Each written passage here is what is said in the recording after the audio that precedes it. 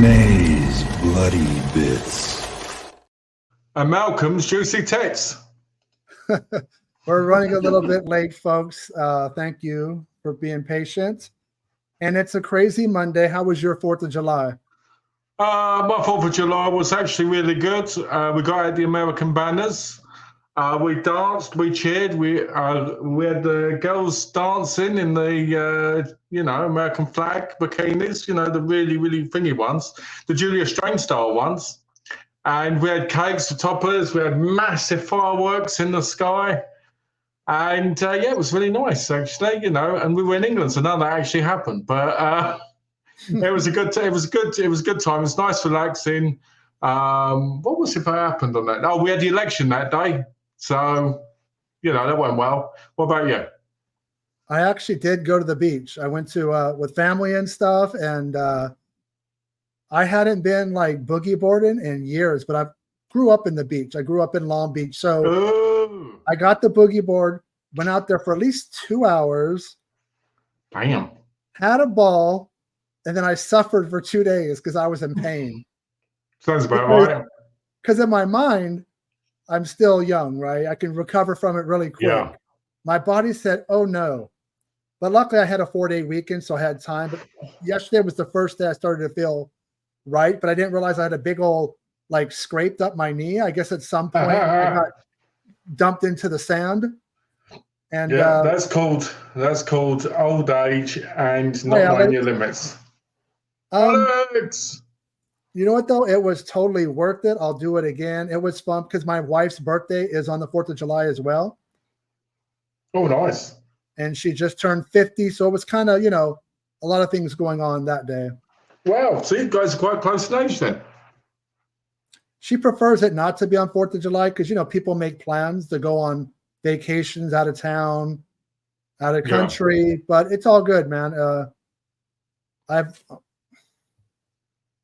Alex says, I've only seen Phantasm 1 and 2. Looking forward to hearing your thoughts. Well, Alex, the interesting thing was this was supposed to be a fart blower.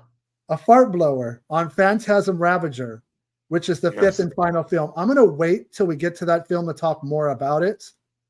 So we're going to do a retrospective on the entire series, all 5 films. And we're going to talk about the original, the 1979 film from Don Coscarelli, Phantasm. I didn't see it in the theater, caught it on cable or regular TV, but it's a unique film, very original. I mean, the whole mausoleum with the flying spheres, with razor blade, the dreamy aesthetic as well, like the nightmarish dreamy aesthetic that happens throughout the whole film. You don't know what's real, you don't know what isn't. It kind of plays like Euro horror, maybe even a Dario Argento. And with this series, beginning with the original, don't try to make sense of what's going on in logic, because I think that gets thrown out the door for the visuals. If you're one that wants things to be linear and straightforward, then you're not going to enjoy this film. So that's Alex, to tell you.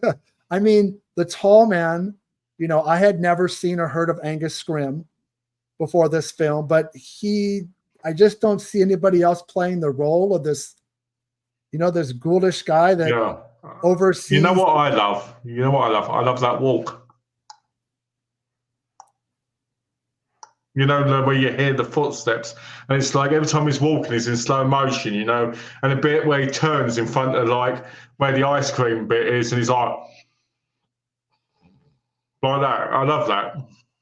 You can tell he's like a trained actor. They didn't just get some, bum off the road, to play the part. They've never remade Phantasm. I don't know. I mean, I guess people might go, well, of course you can remake it, because look at how many times someone's played Dracula or Frankenstein or Wolfman. But I'm like, in this case, man, it's kind of like Robert Englund in A Nightmare on Elm Street. It's not just, it's the walk. It's the talk. It's the smoothness. It just doesn't work. And, prior to this, Coscarelli, the only film I think he did was Kinney and Company, which was like a drama. Yeah. But parts of Phantasm, and actually most of the series were shot in my hometown. Not all of it, but bits and pieces of it, like a mausoleum here, or the crypt here, and so I do have a connection to this film. Oh no, this is what I call the James Johnson effect. That's when basically you love the film because it has a connection to you. No, I mean it's a good film. I mean the 70s ended strong with Alien and films like Phantasm, and also the score. You can't go without talking about the score is lovely. It's very haunting. There's something that makes you, when you listen to the score, there's something that, especially in the mausoleum scenes, it really makes you feel like there's this slow, dreading death kind of feeling, and you're kind of witnessing it and feeling it. It's a weird kind of atmospheric feeling that you have, like, kind of affects you in the head. That's how good it is. And of course, we can't go without talking about, his little minions, which of course Star Wars had just come out. Those are absolutely Jawas, right? I mean, if Star Wars is not made, those guys don't look like they do. But it doesn't bother me. I think he's like, whatever. I know I'm lifting straight from Star Wars. I honestly think if this wasn't made, we wouldn't have Nightmare on Elm Street. How so? Explain.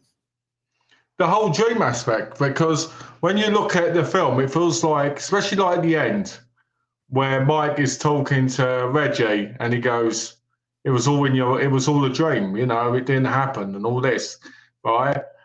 It feels very much like, hold on. Yeah, that's right, the tall man, he can get in your dreams. It can be in your real life. It can be in your dreams. You can't tell from reality half the time. And I feel like that could have inspired a Nightmare on Elm Street, as well as the real death of what happened, obviously, for caused the first movie.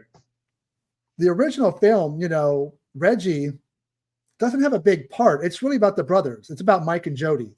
It's really it's a discounted ice cream Clint Howard man, isn't he? I mean, he has a part, and we'll get more into Reggie's shift starting in number 2. I know that's one of your favorites, but and also let's not overlook the original Blood, Yellow. I mean, I don't know if that was done to the MPAA might lose their crap if it's red, but it's not choppy the fingers. Choppy the fingers. Yeah. I mean, that's kind of cool. So the movie is original. You got the tall man, you got the spears, which I've never seen anything like that as a killing machine. Fairly low budget, but the movie still looks good.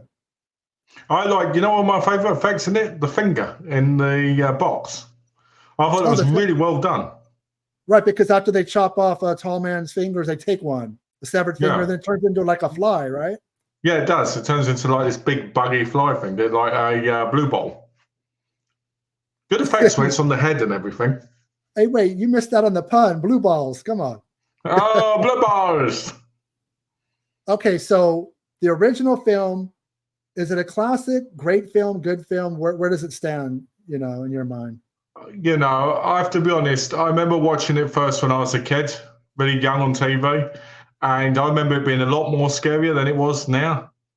So I'm going to call it a classic, the first one, just because I remember being more scared of it when I was a kid. And I feel like all the others don't compare to this first one. So I'm going to put that as a classic just because I think it's actually a decent film compared to the others. I think it's a damn good film. I don't know if it's classic like a lot of people put it. I know what you're saying, though. When you watch a movie, especially when you're younger, when you're a kid, you're scared of everything, right? So you watch a movie. Always everything, but that's scary. You know what I'm saying? You're scared of the dark. Horror films have a different effect. And with Phantasm Ravager, even when you're older, you can have a different opinion watching it, years later. Yep. You had to go for a decade before you know. So 1988, a bigger budget, released by Universal Studios. Summer. Actually, I was on Don Coscarelli's Instagram page today, and on this day in 1988, it was released in theaters. Oh, today. Today. The ball is back. Why don't you like this film? And do you know what else was released in 1988? The Blob? Me, through my mum's stomach. In 1988, I was born. The Antichrist was born. So we've talked prior. You're not a big fan of 2. Why is that? That's changed. I watched it again. And I got to be honest, this one's probably the best sequel in my view. I love the guy. I felt so bad for the guy.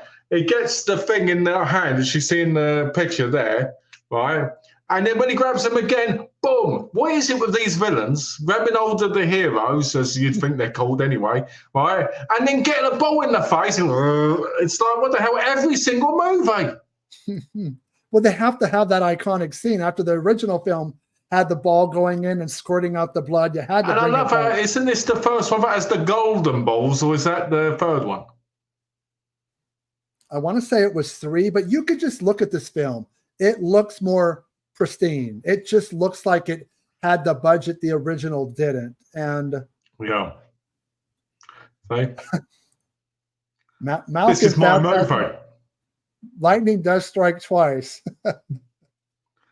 I will say, I think this is more fun. There's a lot, you get more Reggie, you get more of him, because you get a different Mike in this one. And because then the guy who plays Mike returns, doesn't he, in the other ones?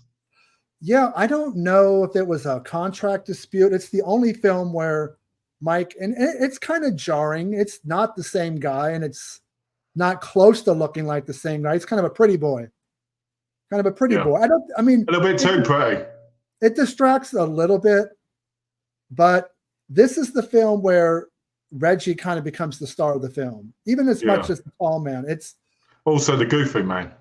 The goofy man, the ice cream man, the 1971 black Barracuda. He calls it the Cuda with the double barrel shotgun. This is kind of like his, he becomes like, what's her name in Terminator and Terminator 2. And he becomes like the action star. And it doesn't bother me because he plays it so well. He's a likable character. You can't help but get behind him. I'm so glad they did, because Jodie's one of the most boring characters in movie history. And every single movie he's in, he's like, oh, hello, Mike. Hello, Reggie. I'm off now. Hey, Mike. Hey, Reggie. Oh, don't trust him, Reggie. Oh, Mike. He's kind of not worried about the situation. It's kind of like, they kidnapped me. Whatever happens, happens, And Reggie's like hell-bent on, saving the world. And that's the other thing. When I saw the original Mike in the first one, I was like, is this a sister or a brother? I couldn't tell. Oh, the long hair, the feminine features? Yeah, I was like, who is it? Is it a boy? Is it a girl? You have to remember that era, man. That was kind of common. Guys with long hair looking like they're members of the Bee Gees. I'm not going to say it, but everybody knows what I'm thinking. Okay. Anyway, I love the way this movie starts with the explosion. Such a great way. And the other thing I like about these movies, I'm going to say this right here, because obviously this is the first sequel continuation, is they continue where the other one left off. Even if they're like 10 years down the line. It's like, whoa, always up in the air. Oh, they're in the house. And I like the beginning, especially when he goes, oh, that didn't happen. And then, boom, his whole family gets killed. And it's like, Reggie's got a real reason now to start the war. And what is that as well? What is that with that girl, right? So he consents the girl, right? And then when they finally mate, they're practically getting it on.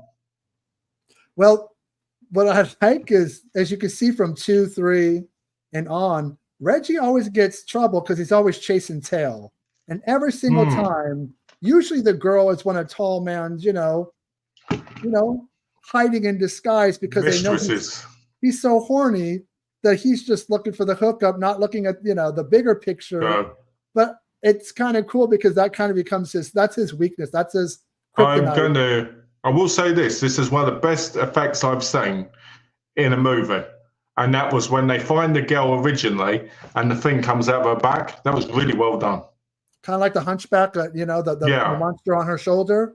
Yeah, that was really good. Also, when they put the needle inside the tall man and turn on like the acid and he bubbles up and starts to melt. Well, the guy, I think his name is Mark Shostrom. he did makeup effects really prolific in the 80s. You can tell they had more money because they were dealing with a bigger studio. This got, like, I remember, it's a summer release in '88. There's a picture on, you could look it up online, where Angus Scrimm in costume is standing in front of a banner, like off the side of the road, huge banner. It says Phantasm 2. It's really the only time this series has got a major theatrical release. Most of the, first one got a release, but it kind of became a direct-to-video franchise with 3, 4, which makes sense when you watch the others. That makes sense because they've got that direct-to-video kind of feel to them. Yeah, and I do appreciate, like you said, kind of like a Friday the 13th sequel. One movie ends, the beginning, they show it. They don't spend too much time on it, but they kind of recap what happened. And it's not jarring. It's not distracting. It's kind of like a smooth transition just to remind you, hey, this is what happened. And things run in cycles. Also, Reggie gets killed at the end of this one. Yeah. I mean, obviously he comes back, but it's a very strong film. I've always liked 2 more than 1, so I'm already going to put 2 as my favorite so far. I rate this one higher. I rate this higher than the first one, but I don't rate it higher in the fear factor. Before we move on to Phantasm 3, folks, please make sure you like, share, and subscribe to our channel. Yep. Thank you very much. And now we're going to move on to my favorite film in the series. Oh. 1990. All I got to say is nunchuckers. Well, I feel like this is Don Coscarelli. This was like his Sam Raimi moment. This is the wild, crazy, let's throw things at the wall. We don't care what sticks or not. I just feel like the spheres were the best, the most inventive, the most creative, while still remaining practical. They just mixed it up. One girl gets a hole in her head. Literally, the sphere goes right through the middle of her face, comes out the back. I like the kid. That didn't bother me. The little kid in the house that's... You mean the gunslinger? Well, it's like Home Alone all over again. He's learned... Also, one of the villains, who's in it, who's against the kid, is the main villain in what film? You got me. Adventures in Babysitting. Are you talking about the 3 like kind of white trash people? Yeah, the shorter guy. He's the main villain in Adventures in Babysitting. So I didn't know that. So we have that. But the killer in the house, of course, this movie came out in '94. Home Alone's 90. It's kind of like a wink and a nod to Home Alone, but he's a badass and he sets deadly traps. I actually feel the short time, the kid that's in this film, it works better than what's the movie that Vinegar Syndrome released that everybody said Home Alone ripped off? Oh, Deadly Games. Wasn't a fan. I feel like this kid in Phantasm 3 is better than what went on in Deadly Games. I felt like... Yeah, codename Deadly Games. Wasn't too big of a fan. And I do like Rocky. Her friend gets taken out real quick, but she's this kind of like kung fu, nunchuck carrying. I enjoyed that scene with Reggie when he's giving it to her from behind. You see her, right? And things falling down. You see those beautiful nipples, right? And then all of a sudden, Jodie turns up being as boring as ever, right? Going, I need to talk to you. I need to talk to you, Reggie. He's like, can you just hold on? And he goes, oh, come on. And then he walks out the door and he's in the desert. And you're like, oh. Okay, so let's go to that scene because now I remember what Jodie says because he's having some fun. And then Jodie's like, can you get behind me? Can you get behind what I'm saying? Because obviously saying get behind me, you have a whole different meaning. So it's a nice little I'm sure Reggie would have and all. Being the horn dog that Reggie is, who knows, man? But also, I forgot to say there's a Easter egg to Sam Raimi in the second movie. Remind me. When they're in the cremation room with the girl, he pours stuff out of a bag, and that bag has Sam Raimi on it. In the 80s, Sam Raimi and Wes Craven would go back and forth. If you watch like Evil Dead 2, and then go like to, Shocker or something. They were going back and forth, a nice little friendly, here's a Hills Have Eyes poster in the scene. And so I didn't know that about part 2, or I missed it. So He paused it. One of the villains paused this thing. I'm not sure if it's in the bag or out the bag, but it says on the bag, Sam Raimi. I'm reminded by the back of the artwork, the scene where the tall man's coming through the portal, they're able to close it. His hands come off. They become these kind of crab-like monsters, right? And then Rocky gets her knife, and one goes up Reggie's leg, and it goes up near his crotch. And then she stabs it and kills it. And he's like, that was close. And she's like, please. Kind of like you're talking about his manhood. She's like, there's nothing there. Don't worry about it. I wasn't close to anything. What I love is in the start of this one, the tall man comes out of the portal again and throws his dead body in there. Because what we didn't say was they almost go into it and there's all these things in barrels that are crawling towards them, which are probably all rebirths of the tall man again.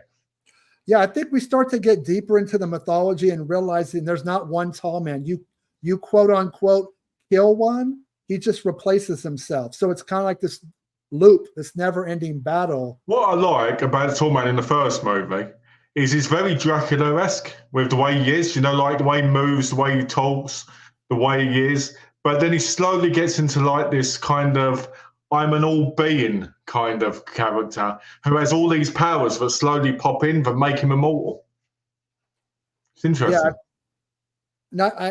3 is just so strong. It's just 90 minutes or whatever, just nonstop action, gore, effects for a direct-to-video film. Just so strong. I don't feel like this one bumps 2 out of my top pick. So I mean, it's my favorite of the series. I've already said that. Nothing's gonna knock it off. It's kind of like up there on its own. It's a fun time. And what do you think? Is it better than 2 for you? I don't think it's better than 2, but I love Rocky. I love the nunchuckers, and I love the kid.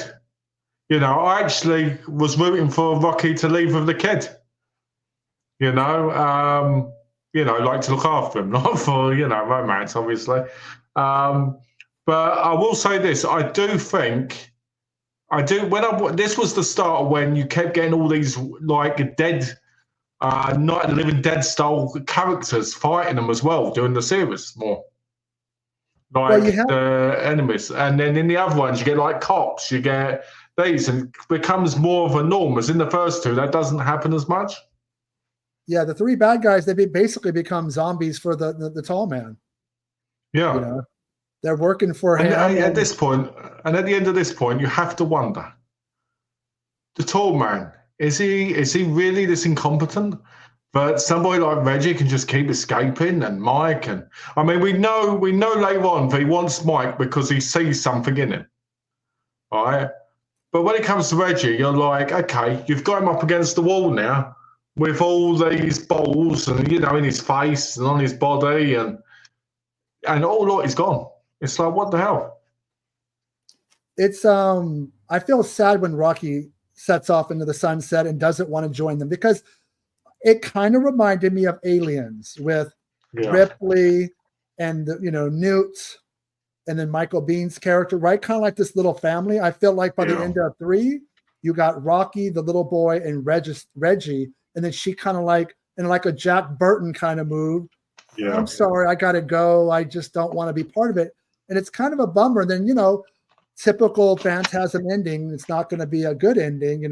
Reggie's got the balls and he's stuck to the wall, and, tall man does his boy, and then boom, I like that. It's not over. It's never over. It's never over. The 4th one is the start of when they do use CGI balls. Right. So we are going to move on to 1998's Phantasm 4 Oblivion, which really is kind of like, a lot of it's a prequel as well as a sequel. We get a lot of backstory on who the tall man was. He wasn't always, this sinister character, I think I want to say this is my least favorite, but I don't dislike it. I feel like the energy from 3 doesn't carry over to 4. I feel like it's kind of it's still got Reggie. It's still got him, seeking down, looking for a hot girl and to have some fun. But a lot of it's backstory and a little bit of, maybe a little over-explaining. It's clustered. It's like a cluster. You know what I mean? It's like, I put this on, I'm watching it, and I'm like, it's a lot of people walking. There's barely any talking. It feels like it's trying to be an art film at some point. Oh, look, here we are. Then it's like, oh, we've seen too much Back to the Future. So we're going to go back in time and look at how the tall man started. And then, oh, look, Reggie's trying to get some action again with a woman who's now got 2 balls in her breast instead of anything else. And not just like what we forgot to tell people was at the end of number 3, Mike has a ball in his head.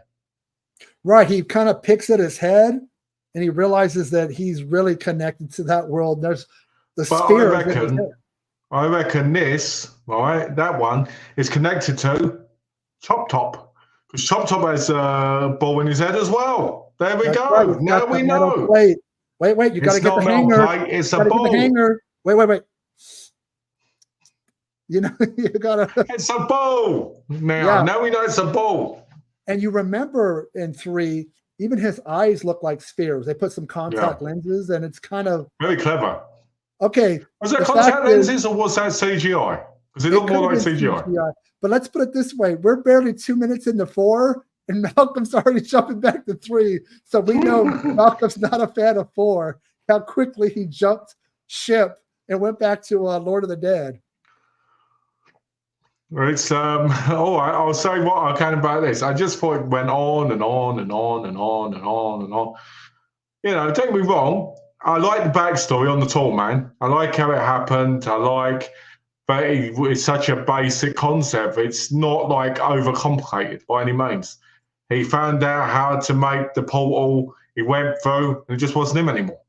Very basic, very true, very easy. It's like any horror movie or what you call it, you want to figure out something, oh, there's a demon in you now. Do you get what I mean? Obviously, the tall man took his skin because obviously the tall man doesn't look like him. If you're going to do that exposition, let's not spend so much of the runtime on it. Because, again, it goes back to my opinion on not all prequels. Just don't over-explain to the point that it's boring or less scary. Sometimes we don't need to know. We don't need to know the tall man. He just is, because we're already in the fantasy world of cinema, right? So I don't know why the script, Coscarelli, went that way. Again, I don't think it's a bad film. I don't think it's my least favorite of the 5, just because of all the over-explaining. And this to me felt like it could have been a couple of low-budget TV episodes. That's how slow it was, I can't say I like this one very much. I like Reggie in it. He's just the same old Reggie, and I like him, but no, I didn't like it. I think this is probably my least favorite. Same here. So, yeah, I mean, Phantasm 4. So when you watched it, because I know you went back, you have the Arrow box set, you watched all 5. So did you always feel 4 was the weakest, and this just confirmed it? Yeah. Basically, okay. I didn't like Ravager as much as you did, I think. But I barely remember Ravager after watching it. But I'm going to let you mention the things because I'll remember once you mention them more. Okay. So originally, we were gonna do a cinematic fart blower theater on a film that when I originally saw it, which was probably 2016 when it came out, the 5th and final film, Phantasm Ravager, the 5th film. Okay. I watched it on Tubi over the weekend, not expecting to like it because I didn't like it all those years ago, but just to kind of get a refresher on some details. So when I go off on it, I have a little bit of, memories fresh in my mind. 15 minutes into the film, I'm like, shit. 15 minutes in.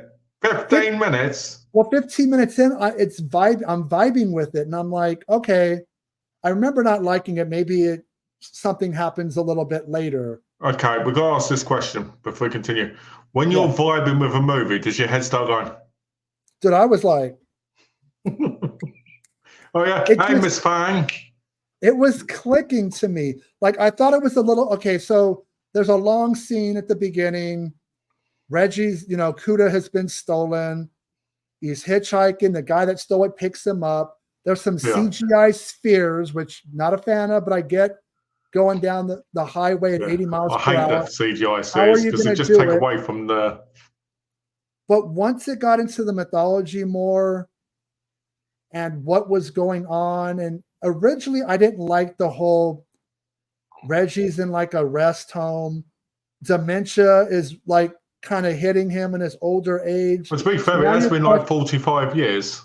Yeah. Was it a nightmare? Was it a dream? And I'm like, oh my God, they're going to pull the rug out from underneath us, right? With this storyline. But that's not really how it goes. It's the CGI aside, I wasn't a fan of the spheres in a lot of the, kind of wasteland, because basically Earth gets wiped out. The tall man has won in that sense. What we thought of, home is no longer what it is. But I realized this is not a Marvel film. This is not $100 million film. So I was a little bit more forgiving watching it now with the CGI. And I did like the ragtag team of guys that were helping. You had the little guy that you have, you still have Reggie doing his thing, but you kind of go back and forth between, the tall man's world and him in the rest home. Kind of, you're like, wait, is it not working? And then something clicked with me. What I liked is when the tall man and Reggie came face to face, right? In that alternate dimension. Yeah. The tall man said something to Reggie that stuck. He said, "You're my bad dream." Meaning, you've been a pain in my side for all these years. You've been a good adversary, almost like he respected him. Maybe that's why he never killed him, because he appreciated he wouldn't give up attitude. And I kind of, you have to remember in real life, obviously Angus Scrimm passed away before the film was released, wasn't he? Yeah, his name is in the end credits. And in real life, Reggie Bannister, Don Coscarelli, Angus Scrimm, all of them, they're like family. And I almost felt like that line kind of hit me in a different way. I appreciated that. Like, it kind of brought it home. And I'm like, this is working as a fifth and final film more than I thought it would. And that scene had a moment. Apologies if you mentioned it. Do you recommend fiction tales from the world of Phantasm? I haven't read that. You read it? Recommended. And there's another documentary. I think it's called like Phantasm or something. It sounded like that. It came out. I was trying to see if that was on my Blu-ray set, but it's not on there. That's supposed to be pretty good as well. Do you know who the author of the book is, by chance? No, I got a clue. I'm not good at remembering that stuff. Is it like it chronicles all the films? I believe so. And it tells you basically the world, and it tells you stories, and basically like a normal book would. A normal kind of book about the history. As much as I wasn't a fan of the CGI, the shots with the giant sphere and the laser shoots out and it takes out a building does not look cheap. That looked like... That was a real building. They destroyed. That looked great. And computer effects aside, it worked for me. And I was like, I'm glad I rewatched it, because if I was going to go off a memory from almost a decade ago. Now that's not going to happen with every film. There's some films I watch every 5 to 10 years that I didn't like when I was younger, and they still stink. I'm actually surprised you even watched it. Well, I did, because there were some details. It had been a long time, and I was going to base it off a few things. And Don Coscarelli himself. Well, there you go then.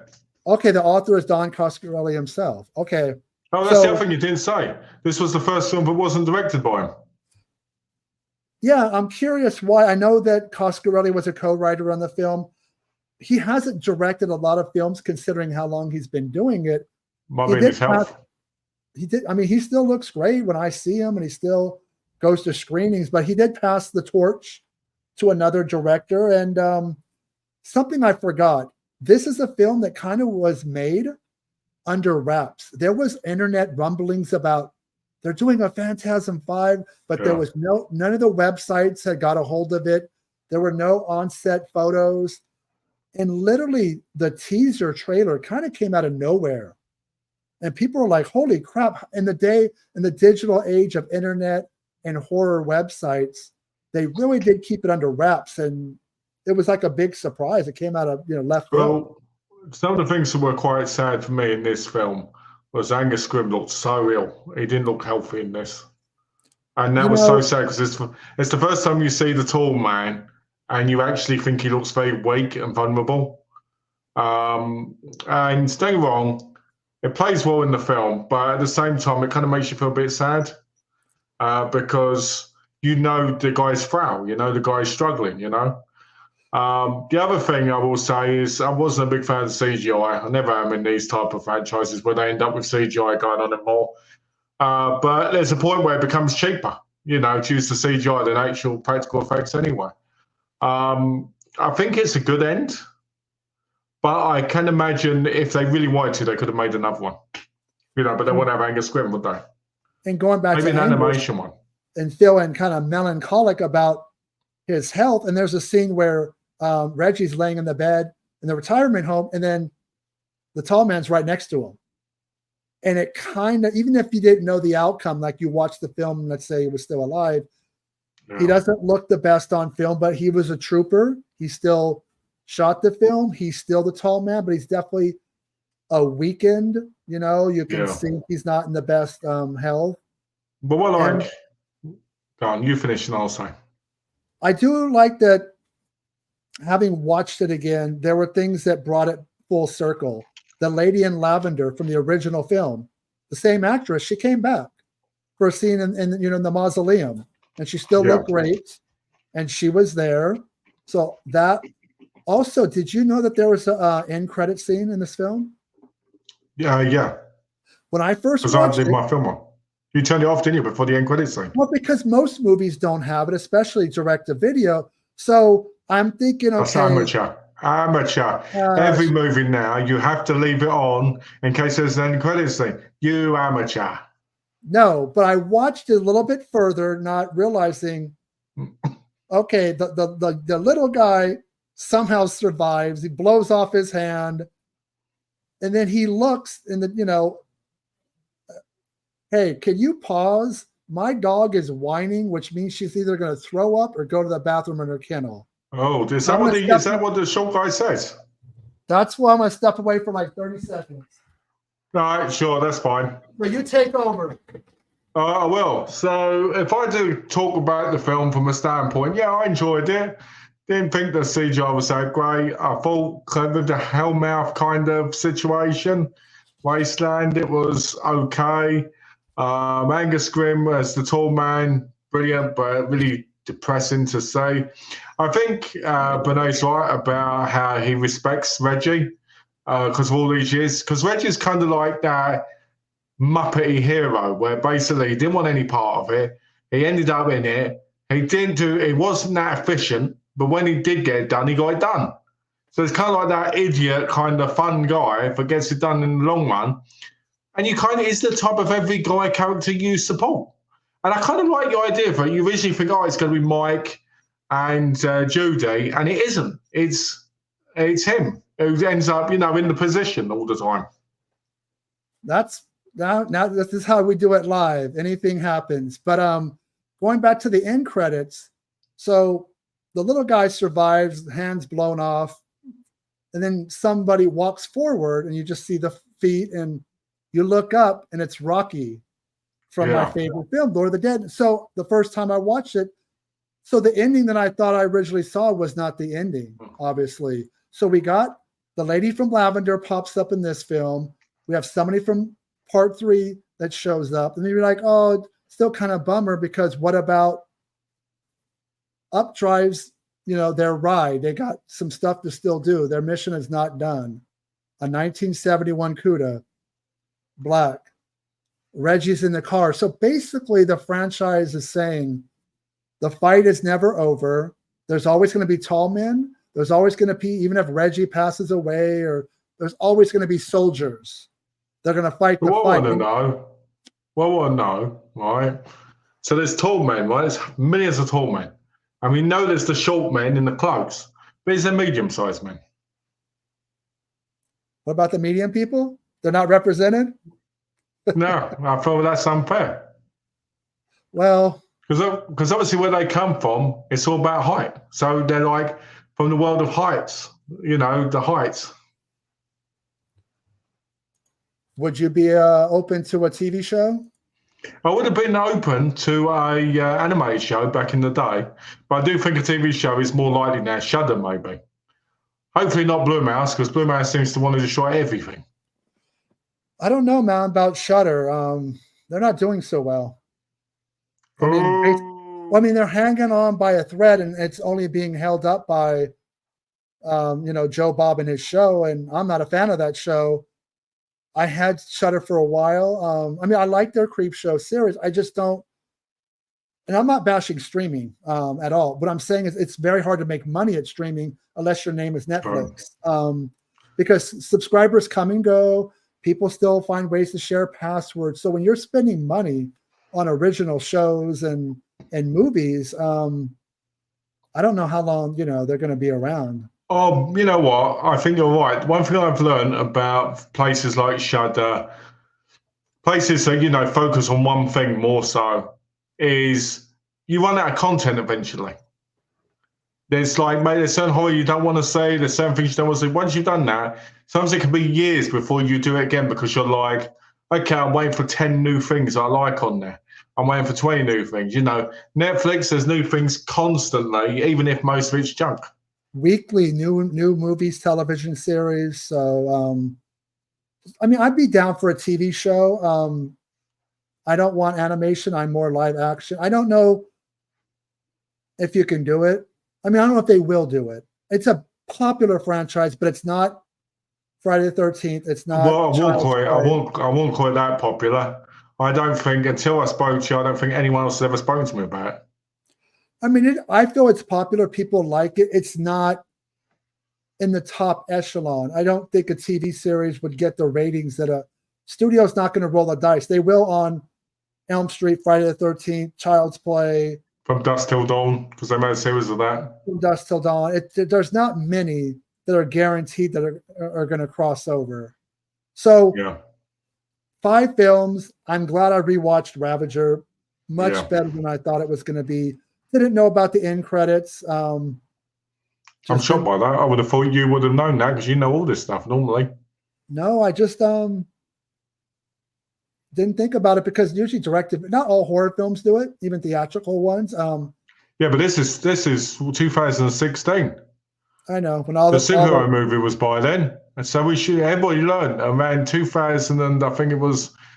14. Always keep the thing on just in case of an after credit scene. I mean, look at Saw. Then we would have thought Saw 10 would have had an after credit scene. I haven't seen Saw 10 still.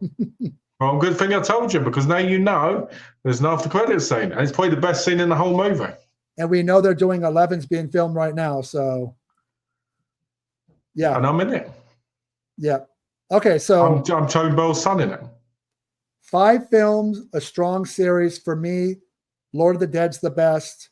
Oblivion's my least favorite. What's yours ranking? Okay, I would say my favorite is number 2 for the action, but number 1 for the horror. I would say number 4 is the worst. I'd say Ravager is next to number 4, and I'd say number 3 is just cheesy fun. Sometimes opinions change, sometimes they don't. Going into this, Malcolm told me he wasn't a fan of 2. I wasn't a fan of 5. Here we are.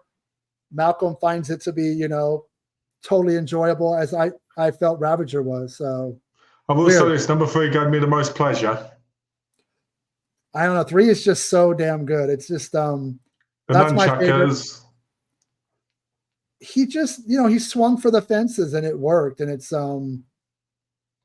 I love that film. Always liked it. Liked it way back when I rented it on VHS. It goes back a long way with me. The other thing that's both number 4 is all the flashback of scenes that they edited out the first one.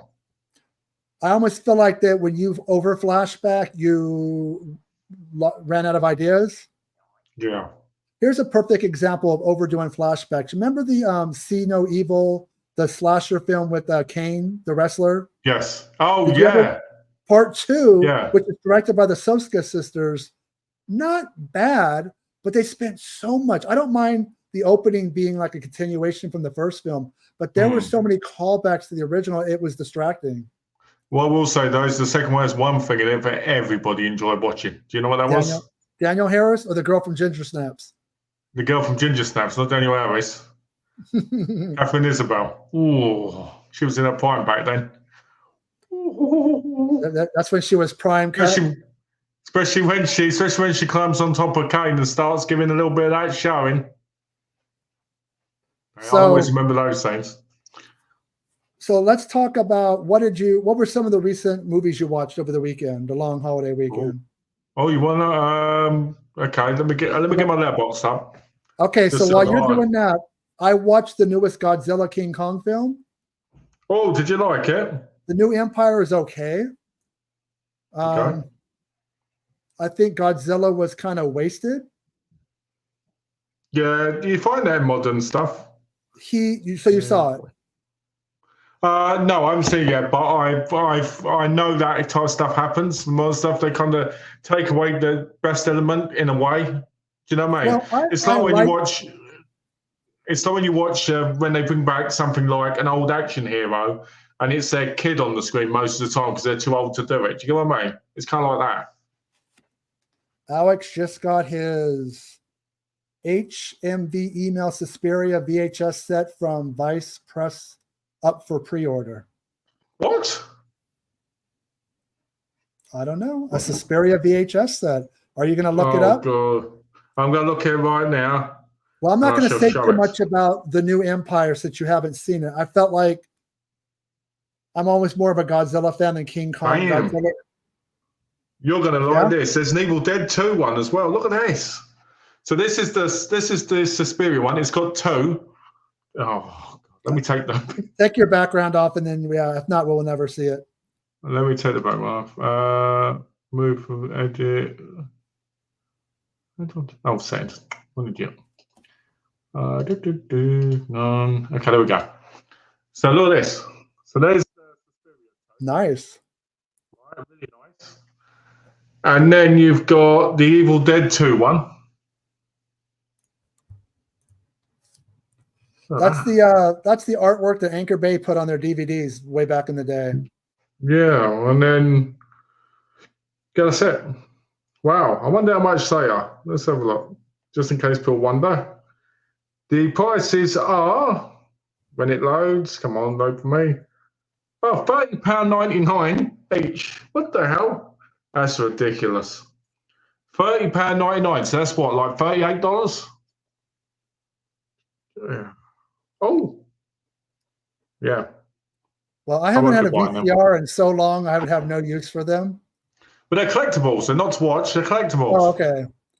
So I mean, you can watch them, but Godzilla, King Kong, New Empire was kind of not as good as Godzilla versus Kong. I also watched I watched Beverly Hills Cop 4 last night. Oh, please tell me you hated it. So they call it Netflix original film. They call it Beverly Hills Cop Axel F. Fucking great. That's not a bad film. Now, if you're going to go into it, it's a bad film because it's direct to streaming, like some YouTubers do, then you're not going to like it because you've already put a chip on your shoulder. It's been 30 years, so I could see where people were hesitant, right? But you got Eddie Murphy, you got Bronson Pinchot, you got Judge Reinhold, you got those original people back, you got Paul Reiser, and they incorporated. This is why these things sell, because people in America, right? They always want to be brought back to memories of when they were younger, right? They bring back these old people, and people fall in love with them again. Oh, it's a good movie because it's got all these old codgers in it that can't do anything anymore. It's okay. I understand, okay? Did you see it yet? Or are you basing it off of just it opens, okay, it's more than this. The nostalgia, no, is not going to make me like a film. Because I've seen plenty of movies that got brought back people, and I'm like, not good. They use the original music. So You get Of course they will. It's a Beverly Hills Cop movie. How can they not use the original music? Okay, in the Highlander sequels, they didn't use Queen's music from the original, and it kind of suffers because that. Oh no, think about it. Highlander 2, I don't remember any of them. I don't know if they didn't want to pay the rights for, but you have Queen did the whole soundtrack. Highlander 2. All right, okay, I remember them all. Highlander 2 was kind of like a remake of the first one with Sean Connery in as well, where it basically says they're aliens. Highlander 3 has Mel Van Peebles in playing a black samurai who is fighting Christopher Lambert, and he at one point chews a condom thinking it's bubblegum. Number 4 has the main villain, and it stars Donnie Yen in that, where he has to kill them all to get his thing up. And I think it's Christopher Lambert fights Duncan MacLeod. MacLeod fights Duncan MacLeod so they can get enough kills where we'll beat this guy. And then number 5, the source, Duncan MacLeod becomes human, and it ruins the whole franchise. But what I'm saying is, not all sequels have to do it. You got Pointer Sisters, you got Glenn Fry, you got the original theme, and amazing action set pieces. The opening 15 minutes, without saying too much, you can't catch your breath because it's just boom, boom. And they don't overplay. An important thing they don't overdo is their age. There's not this constant, oh, my back hurts because I'm old. Oh, what's the internet? What's the mobile phone? What's this? Okay, exactly. They don't overdo that. And it starts in Detroit. It ends up in Beverly Hills without saying too much. It involves Axel Foley's daughter, who he has a strained relationship with. She's a lawyer, isn't she? She's a lawyer for a guy that's accused of a murder, and she gets in trouble. And it works in the way that like a Star Wars prequel doesn't, where it's over giving nods to the original films. You realize it's an Axel Foley Beverly Hills Cop film, not just by the character and the music, but it clicks. And it's not based off nostalgia alone. It works. And I sat there and watched it. Not once did I look at my phone or stand up and pause it to go grab something to eat. But if it stunk, I would tell you. But in my opinion, hold on, you're telling me when you were watching a film, you didn't have to get up and do it all at once? Sometimes I do, sometimes I don't. But the movie kind of kept my attention in a way that surprised me because, 1994 was Beverly Hills Cop 3, 30 years later. But everybody, like Bronson Pinchot, he's brought in without saying too much, and it works why they need his help for something. I know you have. Ken Bacon's in it as well. Huh? Ken Bacon's in it as well. I really thought it was well done. Oh, yeah, Kevin Bacon is great. I don't want to say too much because you haven't seen it. Yeah. Somebody watch it. I will watch it. I just think it's a lot of nostalgia. Well, every sequel is nostalgia. Sometimes it takes 2 years to make a sequel. Sometimes it takes 30, 40 years. Everything is nostalgia if it's a sequel. So you admit part of it is nostalgia? Of course. You said it wasn't nostalgia. You said it wasn't, though. No. There's always going to be nostalgia because it's an older franchise. Yeah, of course. But even with all that music, that it could be out of place too. So the last time it came out. So the last one came out, you were in your 20s. Yeah, 1994. I'm 23. Bloody hell. And then John Landis directed the last one. We haven't had anything remotely. I'm not sure why they waited so long, but better late than never. Netflix gets a bad rap because this movie will probably never come out physical media, just the way it is. Yeah, sure. But doesn't mean it's not good. Just like the new Star Wars series, The Acolyte, is fantastic. And I'm a Star Wars fan. Huh? But people hate it. Oh, they hate? They have every right to, if they've actually watched it. But if you're going to come in with, it's Disney Star Wars, it's not George Lucas Star Wars, so it can't be good. I'm sorry, after Phantom Menace, Attack of the Clones, and Revenge of the Sith, it's going to take a lot for Disney to fuck up for them to be worse than those 3 films. Revenge of the Sith's the best one. And it's still bad. It's just better than the other 2. I love Revenge of the Sith. Let's just put the Acolyte, again, I don't want to give away too much. I don't think you've seen it.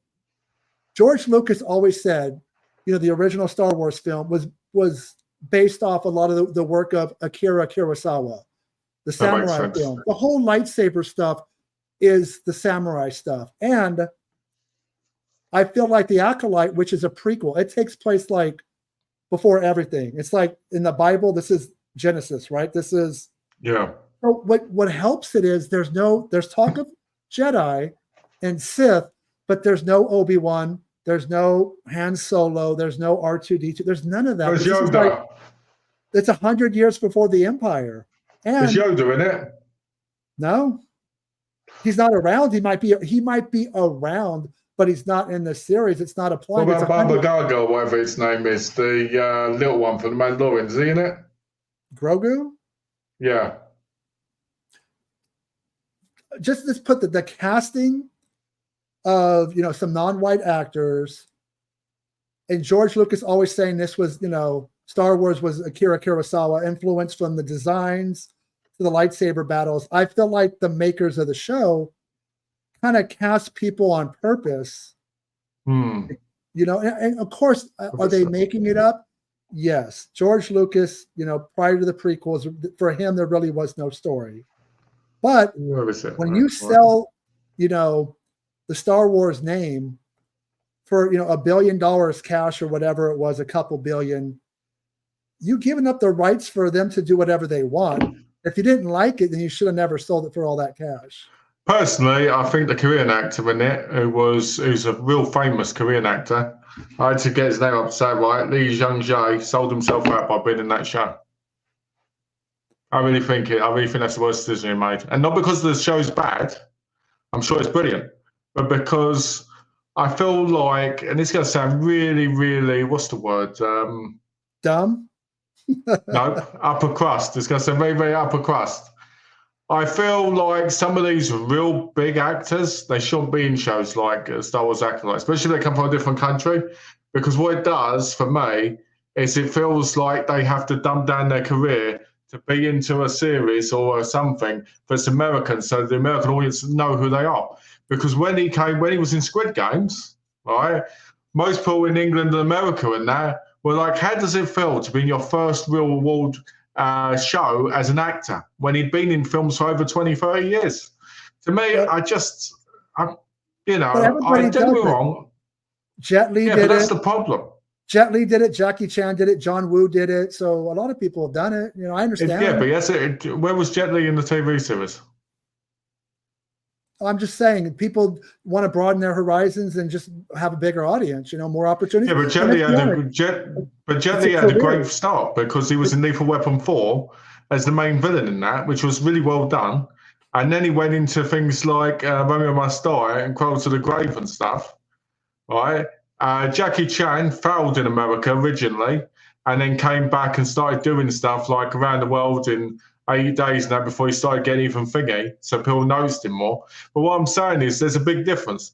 When you enter a big, massive franchise, right, of something, you just become noticed for that. So I get why people do it, because, hey, if I go to Comic-Con, those people are going to give me money because I was in that Star Wars thing, I was in that Star Trek thing, I was in this. And I'm not saying the actors are wrong. I just think it takes away when it's on their CV of that when they're a foreign actor. I feel like they could easily do better work in their own country since I watch Korean films. That's my opinion on that. It doesn't mean that I'm right or wrong, but that's my opinion. Okay, so I watched over the weekend Beverly Hills Cop 4. Whew, didn't realize I was going to be that feisty. And the new Godzilla film, love Beverly Hills Cop 4. What did you watch? What are a couple of the best, or not best, just films that you watched over the weekend? I watched Bad Nun 3, which is the third one in the series. And basically, it's got this nun that goes around. Basically, it's like a nun outfit, and it's like this black bit here where you can't see them. And they knock on people's door, and they go, "Hello, this is Sister Mary Lamb," right? And they talk for them, and they open the door, and they go, right, and stab them, right? Brilliant series, brilliant movie series, but number 3 is terrible because it hasn't got the same impact as the other two. Because the other two are basically to do with Catholic nuns, abusing kids. and what it did, and basically why the people were doing what they're doing, killing people. This is kind of like, we're trying to make some snuff movie stuff because, from those previous killings. So it was very disappointing. The actors didn't act really well. It was a very bad film. I expected more from it. So do not go out and watch that, guys. I also watched The Curse of Humpty Dumpty. What the hell is that? From the same director of The Bad Nun. And it's to do with people that are going through, basically a woman's got dementia and her two daughters are looking after her, and she finds a Humpty Dumpty dummy, which she picks up because it reminds her of her husband, and that dummy's actually alive and kills people. It's a very boring film. Blissfully awful. It's very boring. Probably worse than number 4 in Phantasm. And then I watched the After Porn Ends trilogy, basically, which are documentaries about what people do after they leave, the old adult entertainment. And I'll be honest, number 2 was the best. Number 1 was okay. Number 3 was just like, because they don't go into the right depth, and it felt like most of the people just went back. It felt like a very run-of-the-mill documentary series. What else did I watch? Because I've been watching a lot of shorts with Donna recently. So let me just go back. And